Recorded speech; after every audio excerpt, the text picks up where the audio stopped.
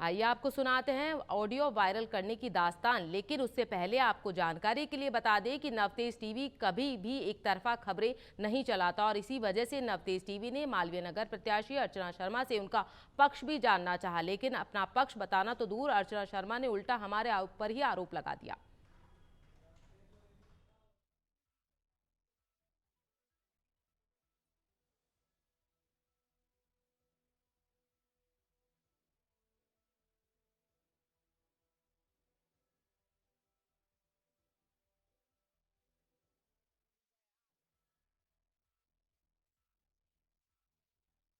राजस्थान में कल मतदान होने हैं।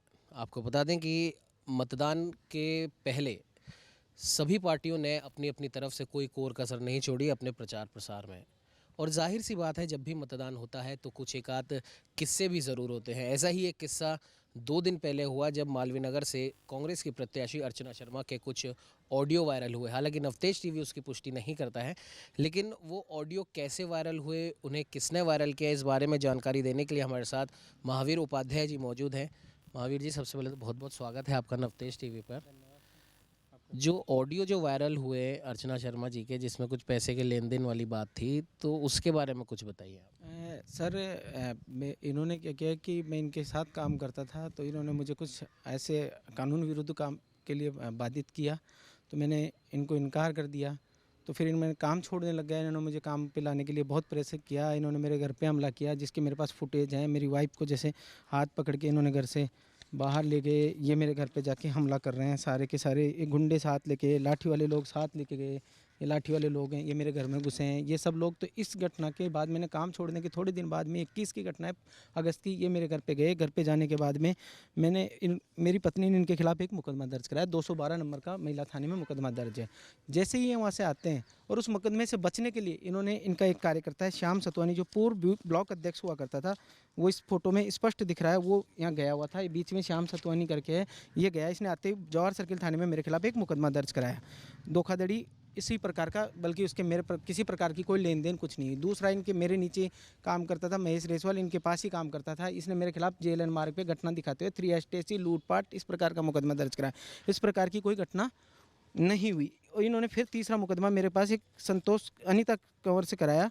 इन्होंने 3-4 मुकदमे मेरे खिलाफ 1 से 1.5 माह के अंदर करा दिया उस मुकदमे से बचने के लिए।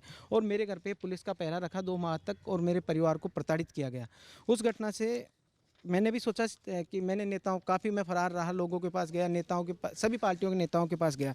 नेताओं के पास जाने के बाद में जब मेरे को कुछ मदद मिली, और CIDCB में मेरे को तरह तरह की धमकियाँ आई इस नंबर पे। जैसे मैं कॉल करता था तो इस नंबर से कॉल में लिखे होते, जयपुर में मेरी लोकेशन आती है, मेरे खिलाफ मुकदमा दर्ज हो जाता। सभी मुकदमे मालवीय नगर विधानसभा क्षेत्र में दर्ज हुए, ये विधानसभा लिखा रखा है। तो ये घटनाक्रम चलता रहा, चलता। इन्होंने 27 अगस्त को मेरे को एक फ़ोन कराया, एक इनका पार्षद पति है और कार्यकर्ता है मदन यादव, जो बिल्डर है, उससे कि आप इनके तरह तरह के लोगों से समझौते के लिए दबाव डालाते थे। मैं भी कॉल करता था, क्योंकि मेरा पैसा इनमें 32 लाख रुपए, 12 लाख मेरे मिलने वाले से दिलाया हुआ था और 20 लाख मेरा था। इन्होंने किसी बड़े बिजनेस के नाम पे प्रलोभन दे के दिया था। इन्होंने उस पैसे को मकान में लगा दिया, बोले दे देंगे। पागल बनाते। उसके एविडेंस मैंने पुलिस को साक्ष्य के रूप में जो भी थे उन्हें दे दिए। वो फाइल पूरी CIDCB में डल गई, सब ने लिख के दे दिया इनके तीनों लोगों ने कि हम कार्रवाई नहीं चाहते, क्योंकि झूठे थे, उनमें कोई सबूत नहीं था, मेरे में सबूत था। 27 तारीख को ये कहते हैं कि आपके किसी महिला के साथ ऑडियो वीडियो बना देंगे, वो कर देंगे, आपको बदनाम कर देंगे, मुंह दिखाने लायक नहीं छोड़ेंगे, उस महिला को नहीं छोड़ेंगे। महिला ने भी थाने में मुकदमा दर्ज किया, उसका भी नहीं हुआ। मैंने भी 2 पुलिस को दिया, मेरा भी मुकदमा दर्ज नहीं हुआ। मेरे खिलाफ इन्होंने जो 3 मुकदमे, 4 मुकदमे पवन मीना जी ने उसने कराया, वो सारे मुकदमे मेरे पे ऐसा दर्ज हो गया। उस दरमियान मुझे ऐसा लगा कि मैं आज भी उस देश में रह रहा हूँ जहाँ पे आज़ादी, हर आदमी स्वतंत्र नहीं रह सकता है और न्याय की उम्मीद नहीं है। मैंने मुख्यमंत्री महोदय से मिलने के लिए, देवराम जी से मिला, कई बार टाइम लिया, लेकिन मुझे कहीं भी नहीं मिला। मैं कांग्रेस नेताओं के पास भी भटका। इस चलते इन्होंने 27 तारीख को मेरे पे वो कराया। 30 तारीख को CIDCB से एक लेटर निकलवाते हैं कि आपने जो अर्चना शर्मा के खिलाफ 212 नंबर का मुकदमा करवा रखा है, उसमें तुरंत प्रभाव से समझौता कर लीजिए। और अर्चना जी ने एक लेटर भेजते हैं मेरे घर पे, लेटर जाता है, और लेटर जाते ही तुरंत प्रभाव से, ये मैंने हाई कोर्ट से स्टे लिया था गिरफ्तारी पे, तो इन्होंने वो लेटर भेजते हैं, मेरी बेटी आती है, मेरी बेटी जाती है, तो वो कहते हैं कि आपके पापा को बुलाइए, आपसे कोई मतलब नहीं है। जब उन्होंने कहा आप नोटिस दे दीजिए, नोटिस भी नहीं देते हैं, और मेरे को उसमें समझौते के लिए कि आरोपी गण को भी आप साथ लेके आओ, क्योंकि उनको 2 तारीख को नॉमिनेशन भरना था, उसमें मुकदमे का हवाला नहीं देना था इनको, तो इसलिए प्रेशर बनाया। फिर इन्होंने मेरे को 5 तारीख से 2 पुलिस से पाबंद करा दिया। दौसा पुलिस ने मुझे पाबंद कर दिया। फिर कुछ लोग मेरे पीछे लग गए, गाड़ियों के आगे पीछे अननोन लोग आने लगे, मेरी जान को खतरा बढ़ गया। खतरा बढ़ा, मेरे पिताजी बीमार थे, हॉस्पिटलाइज, मेरे पास फोटो है। मेरे पिताजी को मैंने हॉस्पिटलाइज कराया, मैंने प्रेस वार्ता करना चाहिए नहीं करने दिए। 15 दिन में बहुत प्रयास किए। फिर मैंने रसीद कटाई, कैसे जैसे मेरे नाम से नहीं, मेरी पत्नी के नाम से रसीद कटा के मैंने प्रेस क्लब में की, तो उन्होंने मुझे बाहर निकाल दिया प्रेस क्लब से कि अर्चना जी का प्रेशर है, कांग्रेस की नेता है, कांग्रेस की सरकार, आपकी कोई सुनने वाला नहीं। और मेरी प्रेस वार्ता नहीं हुई। उससे 2 दिन पहले मुझे मालूम था कि मेरे साथ, मुझे पहले ही ये तो अंदेशा था कि मेरी हत्या हो सकती है। और आज भी मुझे अंदेशा, क्या पूरी 100% मैं दावे के साथ कह सकता हूँ कि जैसे ही मैं मेरे परिवार से मैं अलग निकलने की कोशिश करूँगा तो मेरी हत्या ये कभी भी करा सकते हैं। इनके पास इस तरह के लोग हैं। मैं जैसे जैसे मेरी जान बचा के मैं प्रेस क्लब पहुंचा, उससे 1 दिन पहले मैंने मेरे परिवारजनों को, मिलने वाले को, शुभचिंतकों को, मैंने कुछ मेरे पास एविडेंस के तौर पे थे वो उनको दे दिए थे, 5-10 लोगों को।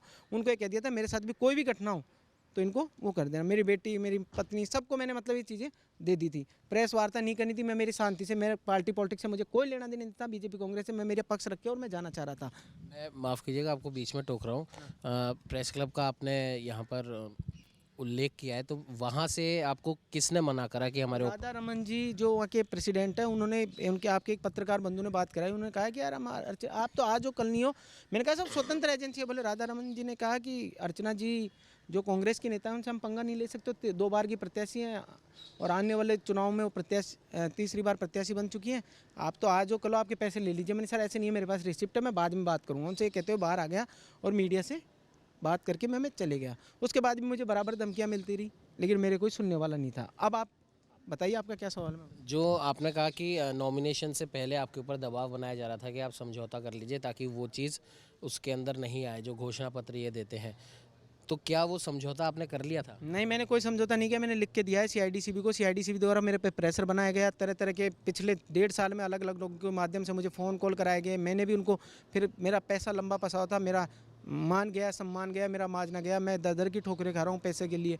मतलब इतना, मैं छोटा सा आदमी, मेरे पिताजी का मैं इससे मैं आया हुआ मेरा पैसा था, वो मैंने उनसे लिया था और इन्होंने मेरे से वो पैसा ले लिया।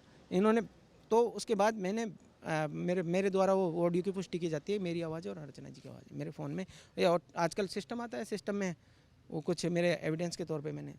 तो ये जो ये मामला आप लगभग 1 महीने पुराना आप बता रहे हैं, ये सारा जो मामला है, लेकिन ये ऑडियो जो वायरल हुए शायद अभी 2-3 दिन पहले ही हुए हैं। जी जी जी जी जी 2-3 दिन पहले के। तो ये आपने मतलब ये ऑडियो जो आपने वायरल किए, इसके पीछे आपका क्या कारण था? नहीं, कारण कुछ नहीं था, मेरी हत्या होती और इसके लिए मेरी हत्या करा सकते थे कि इसके पास कुछ एविडेंस है, इसको हम पैसा देना नहीं चाहते, मेरा पैसा नहीं देना चाहते थे। मेरे पास ये मेरी हत्या कराना चाहते थे कि साले इसको मार मूर देंगे, कोई सबूत नहीं रहेगा। सबूत नहीं रहेगा तो जनता क्या मानेगी कि आज मेरी हत्या करा देते हैं तो कल आप विश्वास कर लोगे कि मेरे पे। आज मेरे घर पे कैमरे थे, ये गए, मेरे पास एविडेंस थे, मैं जयपुर रहता था।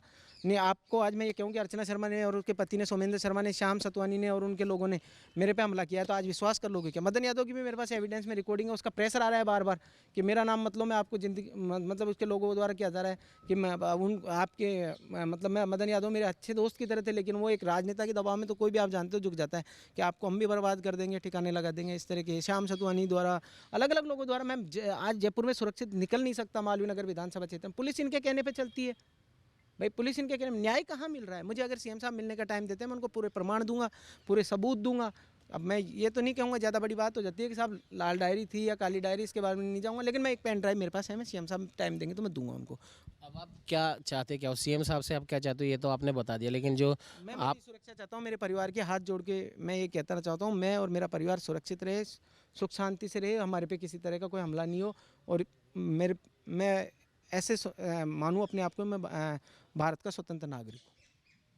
ये थे हमारे साथ महावीर उपाध्याय जी। इनका साफ तौर पर कहना है कि मालवीय नगर से जो विधानसभा प्रत्याशी हैं कांग्रेस की, अर्चना शर्मा के ऊपर इन्होंने आरोप लगाए। इनका कहना है कि पहले ही उनके पास नौकरी करते थे, लेकिन कुछ गैरकानूनी काम के लिए इन्हें कहा गया जिसके लिए राजी नहीं हुए। उसके बाद इन्होंने वहां से अपना काम छोड़ दिया, लेकिन उसके बाद लगातार इनके ऊपर दबाव बनाया जा रहा था कि ये वापस से अर्चना शर्मा जी को ज्वाइन करें। और जो कथित जो 2 या 3 दिन पहले जो ऑडियो वायरल हुए, महावीर जी ने कहा है कि ये उनमें उन्हीं की आवाज़ है और ये ऑडियो उन्होंने इसीलिए वायरल किए ताकि लोगों को ये विश्वास हो कि आपका जो जनप्रतिनिधि है वो कितने प्रकार के गलत कामों में लगा हुआ है, और जो भी व्यक्ति उन कामों को करने से मना करता है तो उस पर किस प्रकार से दबाव बनाया जाता है। हालांकि अब ये पूरी कानूनी प्रक्रिया है, कानून इस पूरी प्रक्रिया का समाधान करेगा, लेकिन महावीर जी का साफ तौर पर यह कहना है कि इन्हें अपनी जान का खतरा है और ये कानून से मुख्यमंत्री अशोक गहलोत से ये मांग करते हैं कि इन्हें जल्द से जल्द सुरक्षा प्रदान की जा सके।